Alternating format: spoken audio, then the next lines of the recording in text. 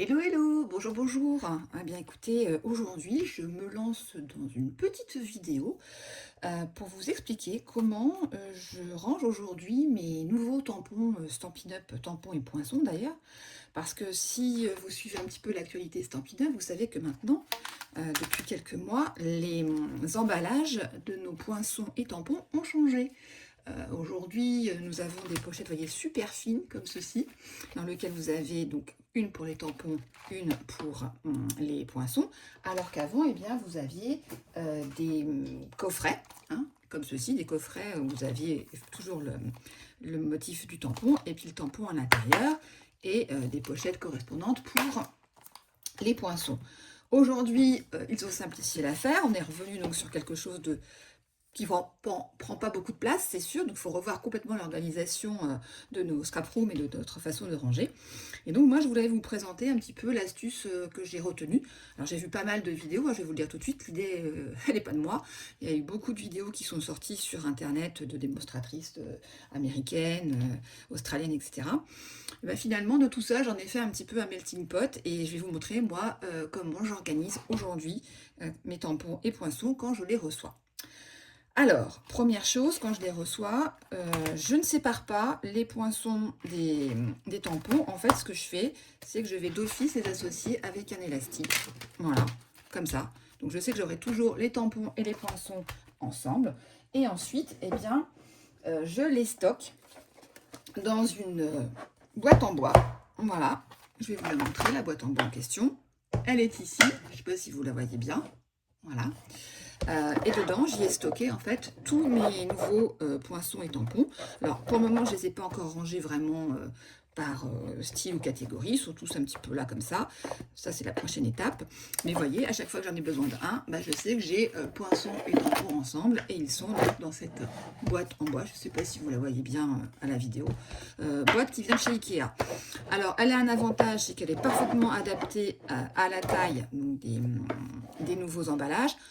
En revanche, c'est pas super léger, hein, donc quand on commence à en avoir mis un petit peu dedans, je trouve que c'est un petit peu lourd. Donc, je vais me mettre à la recherche du même style de contenant, peut-être en plastique pour que ce soit plus léger. Voilà, moi j'avais trouvé ces boîtes en bois très sympas, parce que ça allait bien dans ma scrap room, mais quand même côté logistique, c'est quand même un petit peu lourd dès lors qu'il commence à en avoir pas mal dedans. Voilà, donc ça c'était ce dans quoi je les range. Mais quand je les reçois, qu'est-ce que j'en fais? Eh bien, déjà, je vais m'occuper des poinçons, des tampons, pardon. Donc je les ouvre. Je garde tout, moi, je ne jette rien. Je n'ai pas envie d'échanger parce que des fois, bon, bien souvent, plus je les revends. Donc j'estime que autant que la personne qui va les recevoir, eh bien, elle est exactement ce qu'il y avait initialement dans le catalogue. Donc vous avez donc maintenant les tampons qui se présentent comme ceci, ils sont donc sous double blister, ça ne change pas. Par contre, ce qui change, c'est que vous n'avez plus ici le dessin gravé sur le blister. Si vous vous souvenez. Alors avant, on a une période de transition où le dessin était dans la pochette. Ensuite, ça a été sur le blister lui-même. Maintenant, il n'y a plus rien. Et ça, moi, ça m'embête un petit peu parce que quand je suis en atelier, eh bien, je ne sais plus trop s'il m'en manque ou s'il m'en manque pas. Donc, j'ai pas une vue claire tout de suite. En plus, ma vue baisse. Donc, voilà, j'avais besoin de quelque chose qui, tout de suite me permette de voir, tiens, il me manque un tampon, il ne m'en manque pas. Alors, ce que je fais, c'est que je prends une feuille de papier A4 blanc simple, et je vais la couper à un format tout simple, 13 cm par 21. Donc je garde le côté 21, la largeur de mon A4, et je coupe 13 cm. Ce qui veut dire que je peux en faire deux rangements de tampons dans une feuille A4. Une fois que j'ai fait ça, je prends donc mon tampon et j'ai enlevé le premier blister le plus léger. Je l'enlève, je ne le jette pas, je le mets de côté. Et je vais prendre ma Memento. Alors vous allez me dire, la Memento se fait plus, mais c'est valable avec n'importe quelle encre. Vous prenez n'importe quelle encre, même une encre de couleur si vous en avez envie. Pas de souci. Ça fonctionne très bien également. Je suis en train de me dire qu'il me manque. Non, c'est bon. Et je vais tamponner. Donc, je tamponne sur tous mes tampons mon encre. Alors, pas besoin que ce soit super ancré sur les 2 premières utilisations parce que vous savez que quand les tampons sont neufs, l'encre ne prend pas bien tout de suite. Et comme j'ai bien envie d'avoir quand même quelque chose de joli, de propre, de rendu, je vais en fait faire dégorger mes tampons sur une première impression, sur un brouillon. Voilà, j'appuie bien. Hop, et j'enlève. Et je recommence une deuxième fois. Tout ça pour permettre donc à l'encre de mieux en mieux se fixer sur le tampon.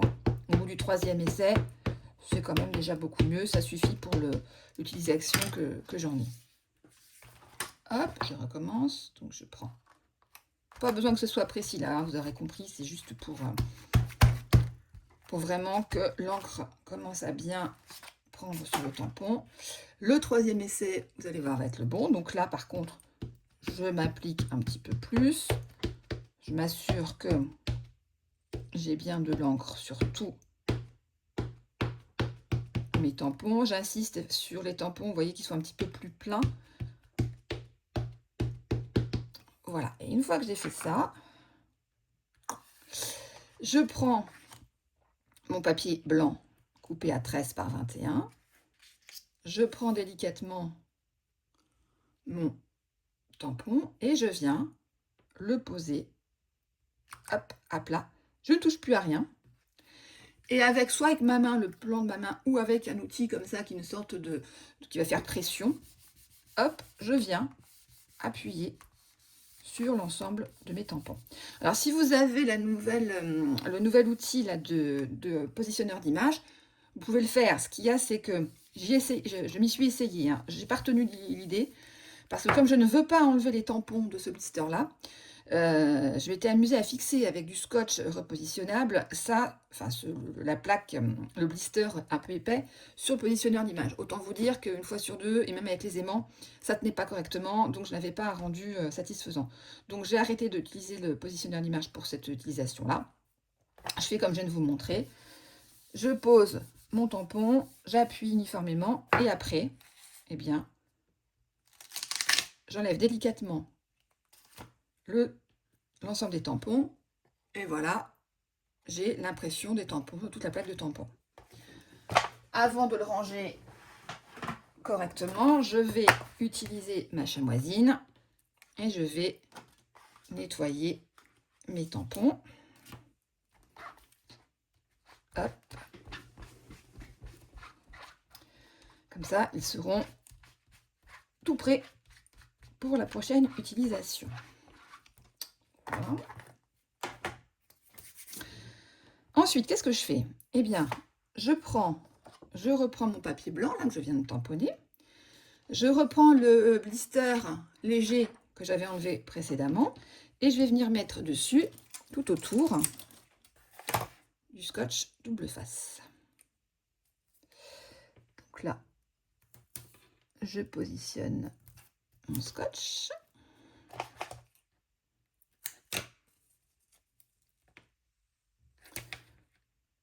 On va en mettre sur les 4 côtés.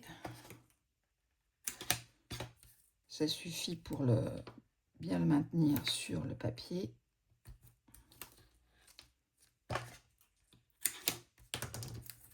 Un petit dernier. Ici.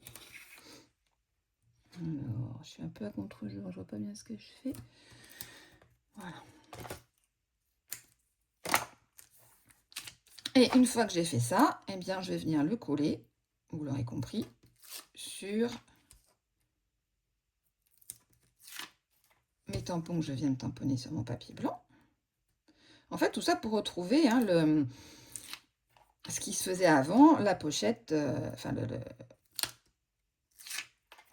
comment dire. Alors, le plus délicat ici, vous voyez, c'est que ça colle un petit peu après. Et quand on est puriste comme moi et qu'on aime bien que les choses soient à peu près droites, eh bien, c'est là que ça se complique, c'est essayer de le coller au plus droit. Mais, vous voyez, ça se fait bien. Et voilà, on appuie bien. Et donc là, j'ai mon blister maintenant fixé sur mon papier A4 et je n'ai plus qu'à positionner mes tampons exactement sur le motif. Hop. Et en un clin d'œil, eh bien, je vois mes tampons par transparence, hein, en noir. Et donc, je sais qu'il ne me manque pas. Ensuite, je remets tout ça dans la pochette. Hop, dans le bon sens. Je ferme comme c'était initialement. Et voilà, tampon prêt à être utilisé. Ce n'est pas tout, parce qu'avec ces tampons-là, il y a les poinçons. Alors, pour les poinçons, on ne va pas les tamponner, mais je vais utiliser des feuilles magnétiques. Alors déjà, je ne sais pas si vous avez remarqué, première nette amélioration, maintenant vous avez sur le devant de la pochette des poinçons, vous avez le motif. Ça, il n'y avait pas avant, hein, si vous vous rappelez, vous aviez juste le nom du poinçon, et puis ici c'était blanc.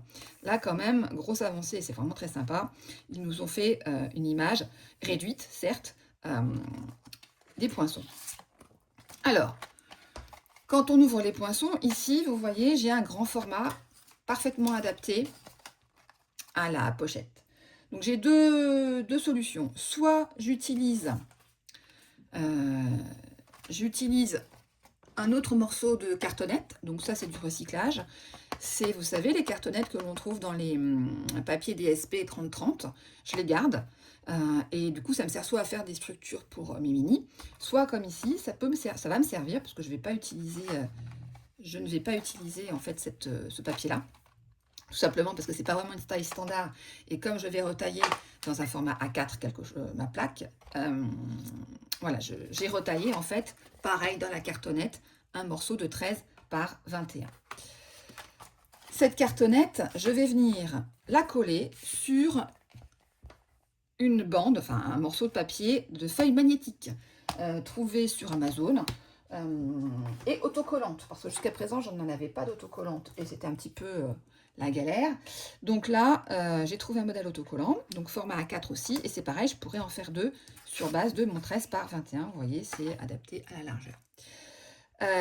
Alors, j'avoue que c'est la première fois que je vais les utiliser, donc j'ai deux solutions. Soit je coupe tout de suite avec mon coupe-papier à 13 par 21, mais là, je vous donne une astuce, mais je pense que vous la connaissez. Surtout, vous n'utilisez pas la lame neuve ou la lame que vous venez de mettre. Vous en utilisez une ancienne, que moi, vous voyez, j'ai mis une petite pastille rouge en me disant, celle-là, je sais qu'elle sert au carton, à la cartonnette et aux feuilles aimantées. Et je viens donc, hop, elle a bougé, je viens donc couper un morceau de 13 par 21. Voilà. L'avantage, c'est qu'en utilisant une vieille lame, c'est toujours la même que vous utilisez, ça coupe bien et vous ne gâchez pas une lame neuve ou quasiment neuve que vous venez de mettre. Vous la gardez, hop, ni vu ni connu. Voilà, donc me voilà avec mon morceau de 13 par 21. Je n'ai plus qu'à venir coller par-dessus mon morceau de feuille magnétique. Là, comme je vous le disais, gros avantage, maintenant, elles sont autocollantes. Alors, hop, je viens donc positionner au plus près et au plus droit, ça c'est toujours plus délicat, ma cartonnette. Et délicatement, en m'assurant que je reste bien droit, je viens positionner ma cartonnette dessus. Je vous avoue que le côté magnétique, autocollant de la feuille magnétique, c'est top. Et voilà. Et maintenant, je transfère mes poinçons sur ma plaque magnétique. Alors, j'ai pour habitude, mais moi c'est parce que je suis un peu, je vais pas dire psychorigide, mais presque, de les remettre un petit peu dans le sens dans lequel ils se sont présentés. Parce que bien souvent, en plus, ils sont assemblés de telle façon que vous pouvez tous les mettre. Donc, essayez de trouver un autre positionnement. Des fois, ça relève de l'improbable. Donc, d'une façon bête et méchante, je vais reproduire le positionnement qui est proposé par Stampin' Up. Comme ça, au moins, je ne me pose pas trop de questions. Et je suis sûre que ça rentre. Hop là. Ensuite, vous voyez, tout va rentrer, hein. Même si j'ai réduit le... Comment dire? Même si j'ai réduit un petit peu la hauteur, alors pas tellement en largeur, parce que la largeur c'est la même, mais même si en réduisant de à peine quoi, 1 centimètre la hauteur de la feuille magnétique, tout rentre quand même, hein. Même pour les grands, vous voyez les grands poinçons là, il n'y a pas de souci, ça rentre. Hop. Hop. Voilà. Et en plus, elle tient bien cette plaque magnétique. Il y en avait qui collaient moins bien. Et voilà. Hop. On va remonter un tout petit peu celui-là.